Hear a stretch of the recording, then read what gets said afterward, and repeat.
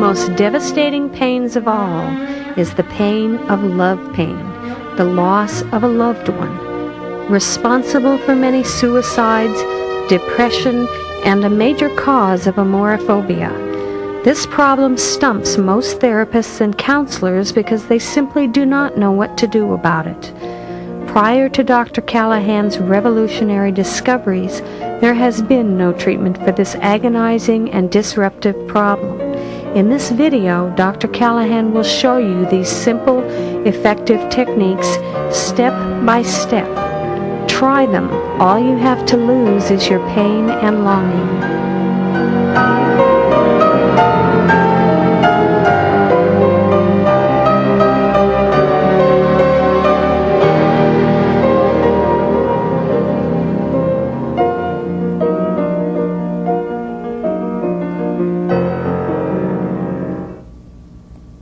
First, a brief word to those interested in science.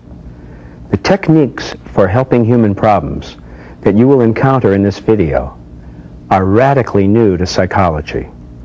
These techniques can be viewed as critical experiments in clinical psychology, which introduce startling and unexpected new facts into the field. These facts cannot be explained by conventional or current approaches to understanding. This is the way that science progresses. Conventional psychological science has become equated with statistical significance in research studies. This fetishistic attachment, especially the use of the word significant in this context, tends to mislead and even blind many psychologists to the point that many are literally unable to see the much more important phenomenon of clinical significance. This is reminiscent of the emperor's new clothes. As you will see, the present experiments or treatments result in almost instant and unprecedented, clinically significant results. These kind of results are not supposed to be possible according to conventional theories. This is why such theories are inadequate to explain these facts. The highly repeatable and reproducible results which you will observe and perhaps even experience will introduce you to an important and new realm of fact in psychology. A revolutionary theoretical understanding is required. I am currently developing this understanding, and it coheres with science in general and, for the first time perhaps, allows psychology to enter the realm of true science. We don't have time to present theory in this setting, but watch for developments.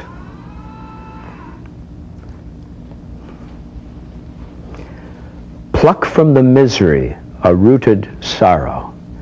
That line from Shakespeare expresses a great deal. It comes from Macbeth, and Lady Macbeth is hopelessly obsessed and disturbed and guilt-ridden, and Macbeth pleadingly asks his physician a question that reasonably could be asked of all therapies today. Quote, "Canst thou not minister to a mind diseased? Pluck from the misery a rooted sorrow, raise out the written troubles of the brain, and with some sweet oblivion antidote cleanse the stuffed bosom of that perilous stuff which weighs upon the heart?" Yes, we can do that, but not by cleansing the bosom with an antidote such as a drug, but rather by eliminating the very source of the problem itself. We will show you how this miracle can be done. Some years ago, I wrote a book about romantic love. The book was popular and was of the Book of the Month Club alternate selection. I was interviewed on a number of television shows where I had the opportunity to discuss some of my findings. At the time, I did not have a treatment for what I called love pain. But personally, as well as a therapist of some experience, I was very familiar with that subject. Let's take a look and see what I had to say about love pain back at that time.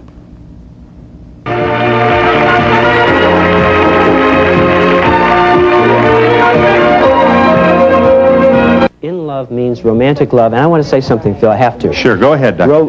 Romantic rejection, the pain from romantic love, is the worst pain that anyone can ever have. Not objectively, because The rejection you're talking about. the pain of rejection, hurt, loss. Objectively, one of the worst things that can happen is death of the loved one.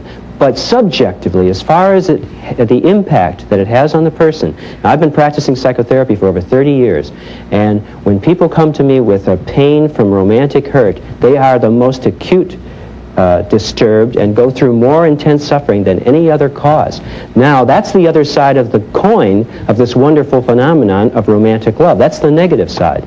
The positive side is that romantic love offers the most marvelous, thrilling participation in life that anyone can ever have. It's the agony and the ecstasy. Right. But how do you have this wonderful euphoric participation that all of us knew, some of us more than once, without being on the edge of the cliff all the time? Well, wait a minute. What'd you say? What'd you say? I just said marry an Irishman. I'm not married to an Irish. I'll drink to that. Seriously. Well, tell me, what is it that you understand about the Irish? Oh, they're just fun-loving. That's what I understand. I think so.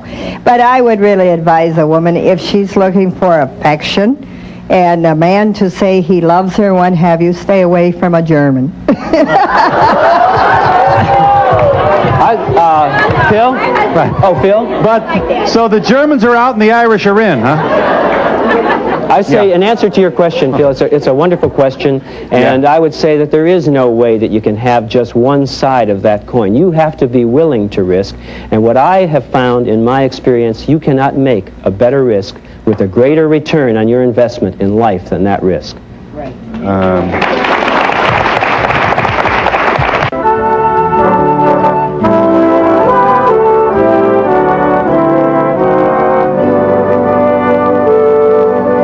Sunday is Valentine's Day, and the day that every year most of us sing the praises of love. Well, Dr. Roger Callahan is a psychologist, and he thinks that most people are really afraid of love, that they have what's known as amorophobia. And Dr. Callahan has written a book called It Can Happen to You, The Practical Guide to Romantic Love, and he is with us this morning. Good morning. Good morning. What causes amorophobia?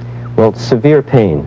The pain of romantic love is the very worst pain that people can ever experience. I mean, it isn't objectively the worst pain, but subjectively it's experienced as the most devastating pain that people can ever have.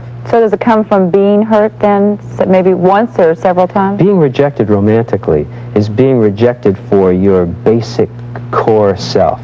And there isn't anything that can really disrupt a person more than that. A lot of depression, a lot of suicides, and even some murders take place under the influence of this very disturbing emotion. Well, there probably aren't very many people that can say that they've never been rejected. Is this something that everybody kind of suffers from to some degree? There seem to be a few people who can survive this kind of rejection quite well. And as we know, of all the areas of human achievement, the area of achieving an enduring, romantic, fulfilling relationship has the worst record of any area. People are successful plumbers, barbers, writers, but very, very few people are able to pull off this grandest achievement of all. And I believe that one of the main reasons for that is the presence of what I call amorophobia. It's almost like a guard against letting that happen to you again. That's right. It's a protection against this most horrible of pains. When does this usually start developing? I mean, when we're children, as adolescents, when we're adults? For the majority of people, it happens in early adolescence, and I found it happening even earlier, and from other than love relationships, just losing relationships, like losing your father or a parent can help people guard against ever being so vulnerable to anyone else, and that can extend into the romantic area. But almost everyone, as you pointed out, does get hurt in early adolescence, and they get hurt pretty badly, and the parents might not treat it seriously, but it is a very serious kind of hurt. How do you know when somebody is suffering from this? And we're talking about a real, true fear of romantic involvement. How do you know when someone's suffering from it? Well, one of the most common ways is perhaps best exemplified by that song, Why Can't I Fall in Love? And for people who really are unable to fall in love, they are usually victims of amorophobia. They may show this in various kinds of ways, like hopping from one relationship to another, playing it always very, very safe emotionally in the relationship, not being willing to care enough that if anything could happen, they could be hurt. Well, I'll end with your last quote in your book, which says that we all have an obligation to ourselves to pursue the pleasure of love, and that's a nice thought coming up on Valentine's Day. Thank you. Thank you very much. We'll be back right after this from Trident Gum. Dr. Roger Callahan is with us this morning. He is a psychologist. He is a marriage and family counselor, therapist, and he's written a book called It Can Happen to You, The Practical Guide to Romantic Love. Romantic love, sweet mystery thereof, huh? Yeah. Amorophobia.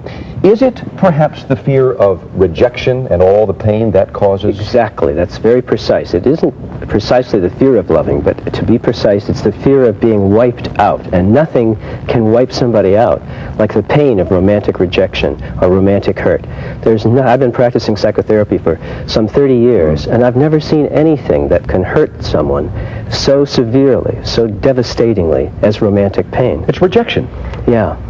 And it's the deepest kind of hurt you can get. Do people admit to themselves that this is why they're having trouble with their love lives, or do they cover it up with other things and say, all the good ones are taken, and I just don't really want to get involved? I've been very impressed with the extremely low rate of romantic success. Very few people seem to be able to have and maintain over years or decades a romantic relationship. Some people stick it out, but that's not what I mean by a romantic relationship. Some psychologists and marriage counselors, a good many of them, believe it's impossible to have that. We had a guest on the show, I think it was just a couple of weeks ago, who said flat out, it is not possible to do that, and we're fooling ourselves. Right. Well, I happen to know people who do. And so I'm happy to announce to the world that these people are mistaken. Thank goodness. That's right.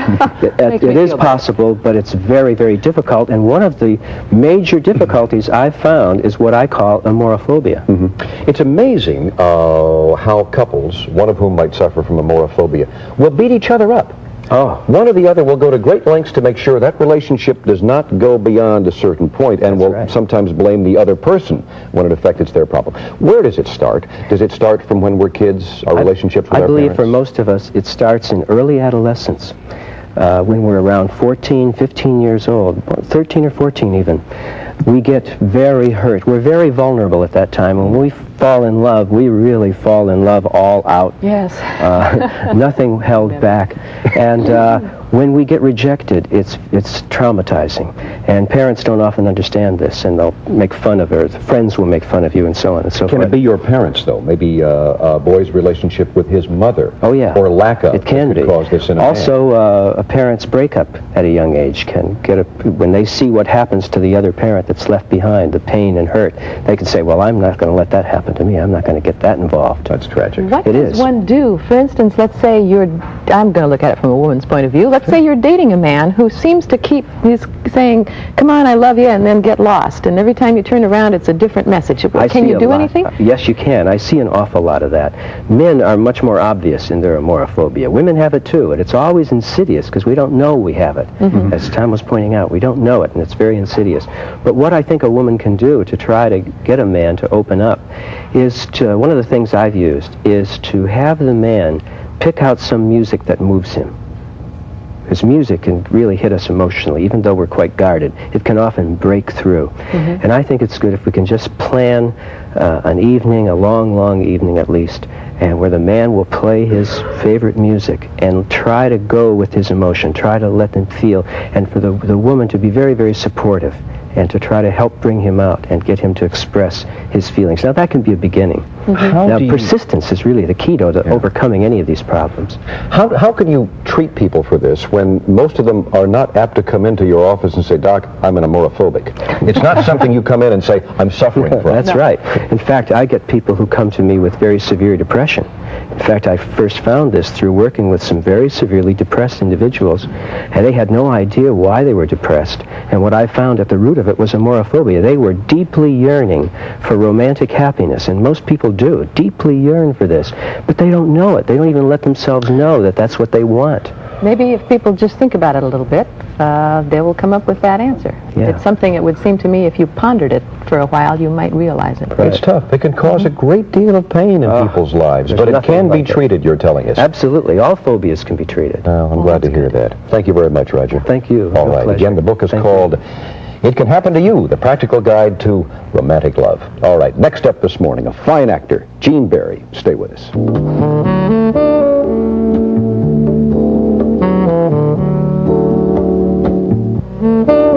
Well, there is nothing in the human experience that can generate greater life returns than the ecstasy that is romantic love.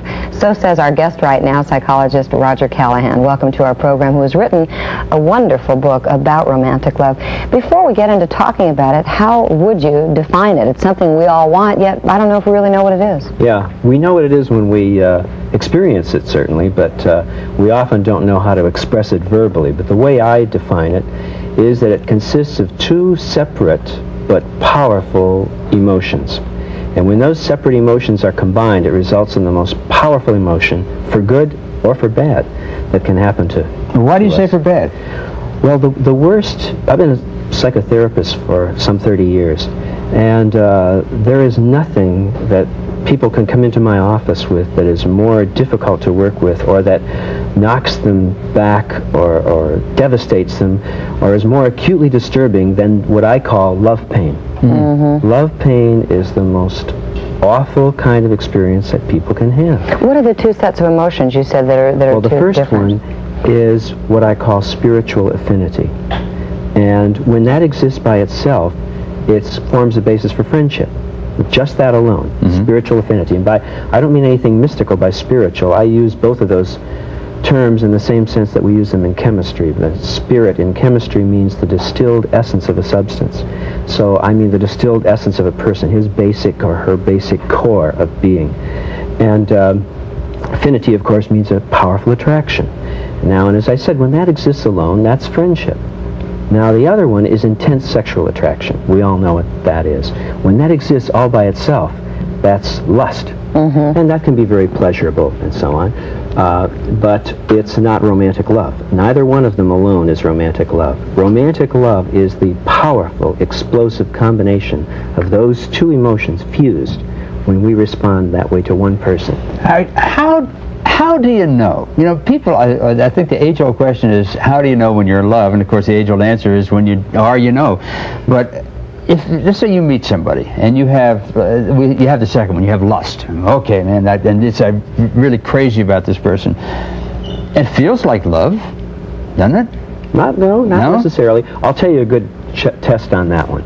If after, let's say that you have this lust, and you don't know if it's love or not, then you have sex with this person. After the sex is over, you just as soon leave. Take a shower and leave as soon as you can. That's usually just lust, not romantic love. Romantic love, you want to be with that person because you get more pleasure and personal fulfillment from that person than you get from anybody else. Can that happen at first sight? Can two people just meet and all of a sudden, oh yeah, that's it? Yeah, that's right. Roger, doesn't mean that it's going to work. There can be a lot of problems, but that emotion definitely can occur. Where does that come from? That's fascinating. It's the fusion of those two emotions. Now, when you don't know the person, you're making appraisals and assessments of their spiritual being that you're not conscious of. We do this all the time, but we're not aware of it. We are always making judgments of people. Of course, this only happens to someone who's in a need state. That is, they're not usually in a fulfilling romantic relationship already, or that would not happen. They're needy. And also, interestingly, they usually pick up subtly something happening from the other person toward them. But how many people does this, to how many people does this apply? I mean, you're talking, it sounds to me like an ideal love, like between Hepburn and Tracy. Is everyone capable of having romantic love with another partner? Yes, I do believe that the majority of people are, but tremendous problems interfere. You know, of all the areas of life, the reason I wrote this book is that I've been treating people, and I find that the most difficult area of life is having a successful, enduring romantic relationship. It's so difficult that there are a lot of experts. In fact, the majority of experts will tell you it's impossible to have an enduring romantic relationship. They have research studies that show that at maximum you can have 36 months of romantic endurance. 36 months is it? And you don't believe max. that, That's right? Guinness Book of Records. No, I know it's wrong. See, I don't believe that I know either. it's mistaken. They also, a lot of experts say that romantic love is always neurotic. It isn't always neurotic. We all happen to have various neurotic problems, and I will say that romantic love brings out neurotic problems. Intense romantic love brings out neurotic problems out from under the rocks. What kind of romantic problems? Well, or neurotic problems? we because of the specter of this love pain that I mentioned, which is the worst emotion. We've all gone through it. We've all gone through it. In the book, I talk about amorophobia, which is the fear, the desperate fear that we may not even be conscious of really getting involved with someone who could possibly hurt us that way. So if our orientation is toward avoiding pain rather than seeking pleasure, we're going to get the hell out of there fast, and that happens to people. So you could really love someone or have the potential for romantic love and leave before you get a chance That's what I believe to is develop why and nurture. most people don't click. They do not have it. And if they do, if they are lucky enough to get involved for a while in an intense romantic relationship, they usually get so scared that they want to find ways to get out in a hurry. And then they make those ways happen, don't they? They make those ways happen, and it's bewildering to their partner. Let's say that you have romantic love and everything's great. You meet, you decide to be married, to spend the rest of your lives together. How do you keep that going after many, many years? Well, that's a very, very good question. And one of the important things that I believe that I point out is that very often there's a decline in appreciation rather than a decline in romantic love. And let me explain what I mean by that. I remember in World War II, I was in the South Pacific, and I remember while I was over there, we didn't have hot showers, we didn't have fresh eggs, milk. Besides the war and so forth, there were these inconveniences. And I remember Of course, you weren't on our side. Yeah, that rice got and I remember saying, boy, when I get back, I'm really going to appreciate fresh milk and eggs and all that kind of stuff. And I did perhaps for about a week or two. But, you know, we turn a faucet in our house and hot water comes out. It's a miracle, you know, it's fabulous, but we just take it for granted. Here we are in a needy state. We don't have anyone. We fall in love. During the time that this is new, I mean, we're just the most exciting emotion that we could possibly have, you know. And people are walking on air because they feel so great. Now, the importance that it deserves, what that event deserves, is being given credit, is being given appreciation. When the couple's been together for 2 or 3 years, they don't give it that importance, unfortunately. They take it for granted. So how do you do that then? How do you change that around and I have an develop it? exercise in the book that I talk about, a think back exercises, where you can review the early days, you know, and talk about them and review them, even make tape recordings, or now that people have video equipment, make them early in the relationship and review that. It can help revive some of those feelings, because the importance, this is the most important thing in the world, I believe, is having a sustained, enduring, fulfilling romantic relationship, and so few people are able to do it. That's one of the main things in my practice here in Los Angeles that I try to help people do, is to try to achieve that. I feel like it's important. You say something in your book that I am just so much in favor of, and if everybody would do it, it would be marvelous. And that is, I'm sure you said a couple that you knew did it.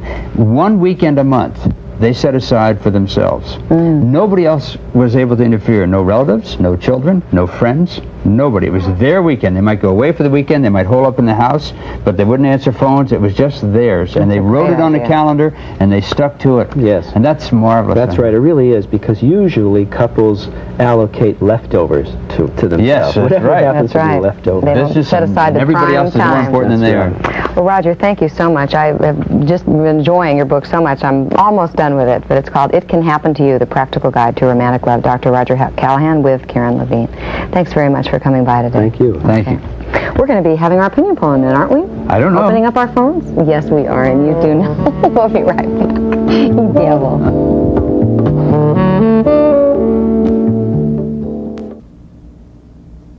You can see that I was very much aware of the seriousness and the implications of the problem of love pain. At that time, there was no treatment for the problem. Several years later, I discovered a powerful treatment for this disruptive and agonizing emotion. First, I want to show you some samples of what the treatment can do. Then I'll take you step by step through the actual treatment procedures. The simple but powerful treatment far surpasses what I thought would ever be possible in the treatment of this terrible disturbance. You understandably might have trouble believing it, so I want to show you some examples. Obviously, everyone doesn't respond as quickly and completely as these people you will see, but the surprising thing is that the simple treatment does help most people with this problem. It often needs to be repeated, and of course some people need individual help due to complexity of the problem. Here is a young woman who was in the pits of despair until she was transformed by the love pain treatment. I'll let her tell you about it. The one brief treatment she had seems to hold up after a couple of months' time. I didn't want to go on with my life. All I wanted to do was to smoke around the house. I was just feeling horrible. I just wanted to die. Why was that?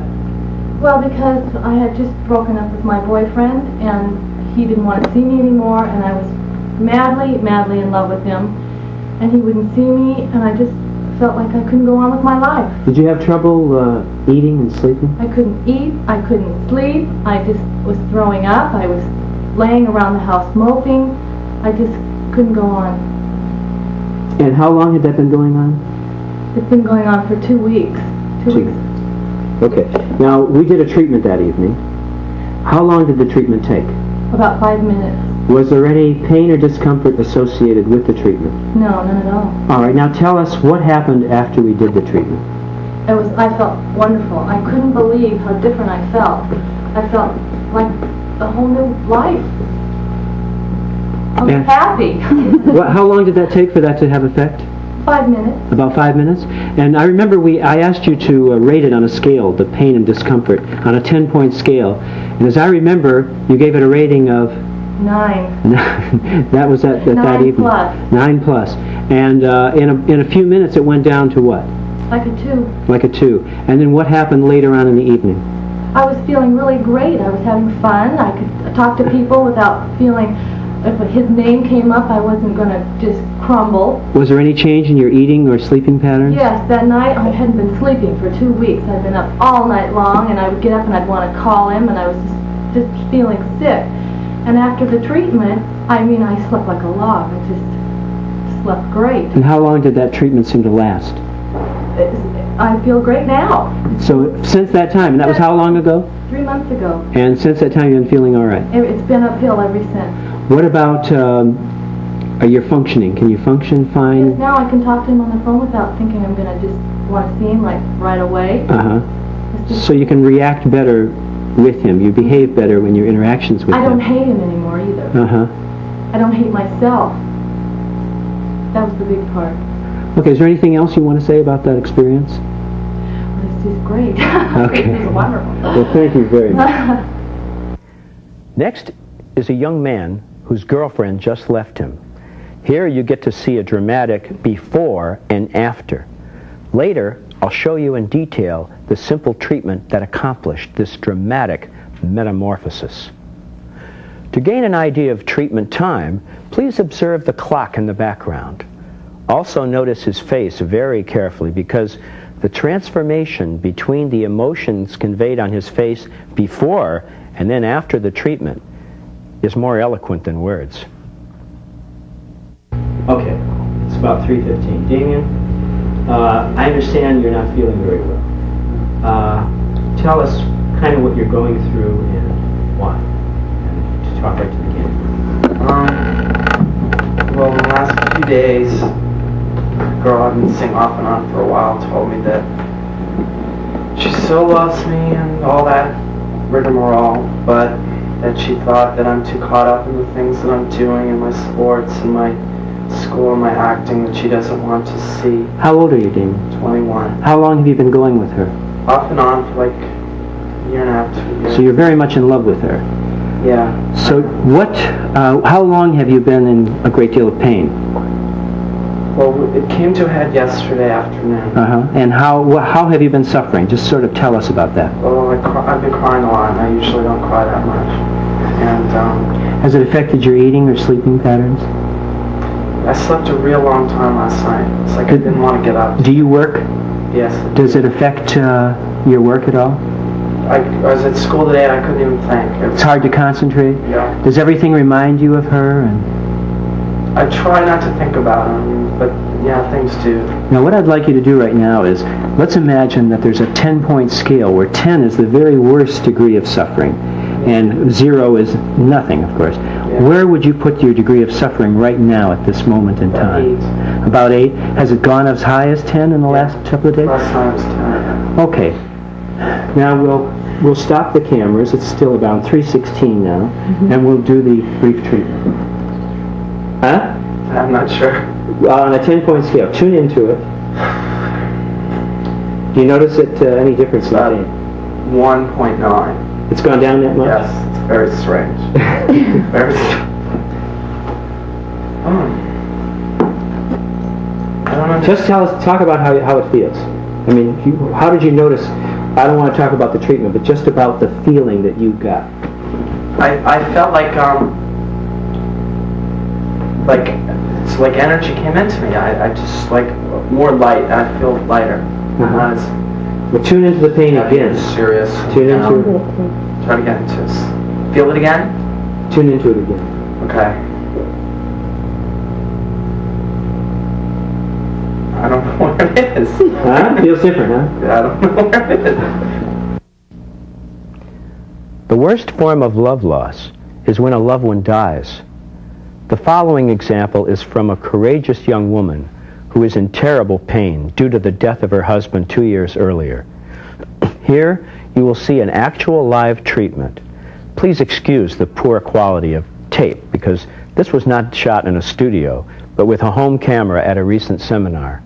Her friends, who knew of her terrible suffering, urged her to volunteer for this demonstration.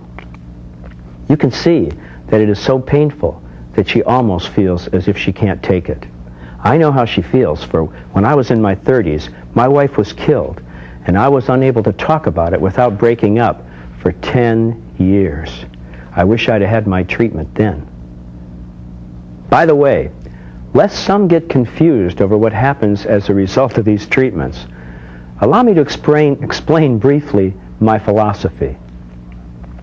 When one has a loss such as this, it is objectively terrible regardless of the suffering or the treatment. The treatment cannot restore the real loss. What it does is it restores strength to the person suffering from the loss. There is nothing, of course, that can restore such a loss. But the treatment gives us strength to cope with the loss. About memory. Interestingly, some psychologists who don't understand our treatments and their nature have formed some mistaken ideas about the effect of our treatments in general. For example, they sometimes think that the memory of an upsetting event is affected. The memory is not affected in any way. In fact, we have found that people's memories work easier after the removal of what I call the perturbations. Perturbation, in my theory, is what I consider the cause of all psychological suffering. The treatment appears to remove only the perturbations. The memories remain intact. Placebo, suggestion, and hypnosis. Some naive people think that the treatment works by placebo, suggestion, or hypnosis. Now, any professional familiar with these modes of treatment knows that such effects are not highly reproducible and cannot be counted on as reliable aids to achieving dramatic improvements.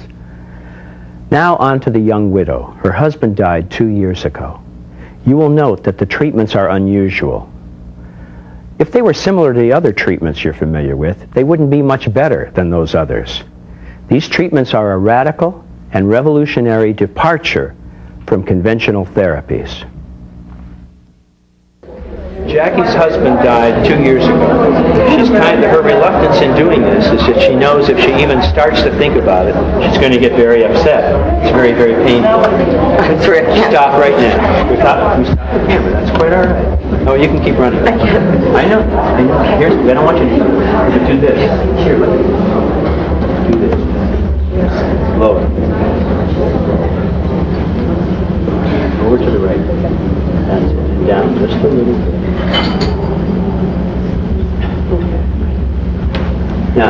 that help a little bit? Yeah, helped a little bit. Yeah. About what? From a what to a what? Well, I was feeling a little anxious I know. for a few minutes. Right. Okay, tap on your eye. Now tap the collarbone point. Right over here. Right here. That's good. Okay, now I want to take you real quick through the 9 gamma treatments, okay? Hold your eyes open, close your eyes, open, down right, down left, whirl them in a circle, the other way, hum a little tune, count to 5. 1, 2, 3, 4. Hum again. Okay, stop. Now, where are you now on a scale? I'm feeling a little better. Okay, give me, let's use numbers. You started at about a 10. You're now about a what? About a 4. About a 4. Okay, now do this. Maybe even 3. Yeah, 3 or 4. Good. Now do this. Yeah. Down a little bit. What we're trying to get is right here. Yeah. Now, good. Tap the collarbone point 5 times. A little bit lower. There. Okay, stop. Now we're. Probably about 2. About a 2. Pretty good. Now we're going to do something. This is the floor to ceiling eye roll. I want you to put your eyes, hold your head level. Good. Point your eyes, not your head, down to the floor. All the way down. Now slowly and steadily, take about 5 or 6 seconds to raise your eyes all the way to the ceiling. Steadily. Up. Up. Okay, good. Now. Falling asleep? Falling asleep. No, I'd say about a 2. About a 2? Yeah, 2, 1. Okay, say I want to be completely over this. Okay. Say that. I want to be completely over this. Okay. Say I don't want to be. I don't want to be completely over this. I'm reversed. We're both reversed. You can't show it. That's why nothing happened. I'm going to fix mine. You might as well fix yours too. Look how I'm doing. Rubbing the sore spot. I accept myself even though I have this problem. I accept myself even though I have this problem. Okay. Now, tap the beginning of your eyebrow. Now tap the collarbone. A little bit there. Right? Now. Now, how is it? Stop. Listen.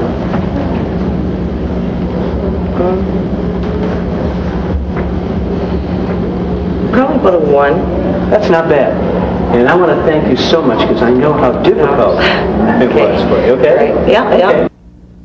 The next young woman is tragically estranged from her sister, and this, as you can see, causes great pain. Just can you tell us in a sketchy way, what is the loss about? It's a sibling. You lost, and what happened? Just a broken relationship. A broken relationship, I see. That's very painful, of course. On a 10-point scale, when you think about that, how high do you go? 10. Okay. Let's try this usual routine here. Try this treatment right up here. Yeah, down a little bit. Down. No, let me just, yeah, that's good. Okay. Now tap the collarbone. Now, do you notice any change in how you feel when you think about that? It was a 10, where is it now? A 6, that's excellent. Now we're doing 9 gamma treatments. Think about the lost sibling, close your eyes, open, point them down right, down left, whirl them in a circle, the other way, hum, count, and hum. 1, 2, 3, 4, 5. Excellent. Now where is it? 3? Good. Tap here. Tap the collarbone. Now where is it? 2. Let's try the floor to ceiling and see if that brings it to a 1. Hold your head level, point your eyes straight down to the floor. Slowly and steadily, take about 5 or 6 seconds, raise your eyes all the way, no, a little bit more slowly, steadily. Go ahead, do it. Okay, good. Now where is it? 1. Good. Thank you very much. Among the most devastating pains of all is the pain of love pain. It's responsible for many suicides, depression, and a major cause of what I call amorophobia. That is the fear of getting engaged in a romantic relationship.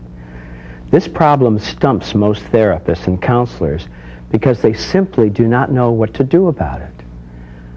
Fortunately, I discovered how to treat this problem with an undreamed of power It is now possible in one moment to be in the depths of despair over the loss of a love, and in the next moment to be totally or almost totally free of the pain and misery of love loss. In some people, the treatment may have to be repeated regularly, especially in cases where one is still involved in a disturbing relationship. In other cases, repeat at the first sign of a return of the love pain. The treatments will have to be repeated frequently if you have a lover that you know is bad for you and a relationship that is destructive, and you have left or they have left, but you keep returning to the destructive relationship. However, if you do the psychological reversal or the treatment for self-sabotage regularly, and then the love pain treatment, you may then be strong enough to stay away from a destructive relationship and even be better able to find and keep a wholesome, healthy relationship. Try it. All you have to lose is your pain and longing. The results are almost immediate. Many people, however, do need to repeat the treatment. When it goes well, romantic love is certainly one of the most wonderful things that life can offer. It can provide happiness, fulfillment, and ecstasy of the highest order. But when things don't work out or you lose the love, it can hurt severely. It can make one miserable and cause some of the most excruciating pain humans can experience. This pain lasts for months, sometimes for years. Nobody has known what to do for it until now. Obsession. Along with the pain of lost love comes the problem of obsession. It's hard to get the thought of the person out of your head and go on to other things which are more productive. The pain just seems to never leave and is always uppermost in your consciousness. Love pain happens because we have lost someone of enormous, perhaps even of irreplaceable value. There's good reason to feel deep pain, hurt, and obsession when one has lost someone who contributed to such joy and happiness as only love can bring. It isn't easy to find someone you can love. When you do, and then that love is lost, pain and suffering are normal. Pain is a normal response to the loss of something valued. The greater and more important the value, the more severe and obsessive is the pain of that loss. Advantages of low love pain, apart simply from being free of all the misery, suffering, and pain, is that you have a better chance of winning a new love if that love is in question. There's certainly no guarantee, but you have a better chance. When you're in the midst of pain, you simply cannot function as well as you normally could. So this gives you a better chance of winning a love that you're trying to, and so far losing perhaps. No guarantee, but it helps. Now the treatment. Contrast these treatments to the common treatments for such problems. The common treatment today is to relive the suffering over and over again. Actually, this emotional reliving procedure reminds me of the old days of medicine where they used to bleed patients and practically killed them due to the loss of blood. This represents accurately my view of such treatments. I think they are cruel and unusual punishments and ought to be abandoned. Now here's the treatment. When you're suffering from some form of love pain, it's hard to think of anything else. It is important at the start to write down a number from 1 to 10 which represents the degree of pain you feel at this moment. 10 is the most severe degree of pain, and 1 is no pain at all. Make a note of the number. Write it down. You'd be surprised how easy it is to forget, after the treatment, how strong the pain was. You'll observe that we have added a few additional treatments than what you have seen earlier. The others did not need the extra treatments, but some of you might. We are providing here additional coverage. So now, here are the treatments for love pain. First, you tap the beginning of your eyebrow, right about here. Just about 5 good taps, but not hard enough to hurt. Now tap under your eye, here. Again, tap solidly, but not hard enough to hurt. You don't want to tap too hard. You don't want to tap too soft. Now tap under your arm, about 5 solid taps. Now tap the inside tip of your little finger on the inside tip, right next to the nail. About 5 good taps. Then tap one of the collarbone points, right about here. If your pain has reduced significantly, then go on to the next step, the 9 gamut series of treatments. If there's no change in the pain, you may have a block, which I call psychological reversal. And to remove that block, rub that tender area on the upper left chest, right over here. And you'll find that it tends to be more sore. Oh boy, when you do it right, you'll feel it. While rubbing, say 3 times, I accept myself, even though I'm in pain. I accept myself, even though I'm in pain. I accept myself, even though I'm in pain. Interestingly, the treatment usually removes that block. Now go back and repeat the treatments we just gave you before. Then, once you've come down significantly, the next step is to do what I call the 9 gamut series of treatments. The gamut spot's located on the back of the hand, located behind and between the little finger knuckle, right here, and the ring finger knuckle. So it's like right there. And you tap, your eyes open, close, open, down and left, down and right. You keep tapping all the while. Then move your eyes all the way around in a circle. It doesn't matter what direction, but next you whirl them in the opposite direction. Then you keep tapping and you hum a little tune. Then count to 5. We believe this activates the right and then the left brain. 1, 2, 3, 4, 5. Now, if ever you don't improve after a series of treatments, repeat the psychological reversal treatment. You remember this rubbing of the sore spot and saying 3 times that you accept yourself, even though you have pain. Doing that will usually remove the block, and then you have to start all over again with the eyebrow, and then under the eye, under the arm, the little finger, and the collarbone. And now, if your pain didn't go down all the way to a 1, rub that tender area again, say 3 times. I accept myself, even though I still have some pain. Then, when you got it down pretty low, like say a 2 or a 3, tap the gamut spot and do what I call the floor-to-ceiling eye roll.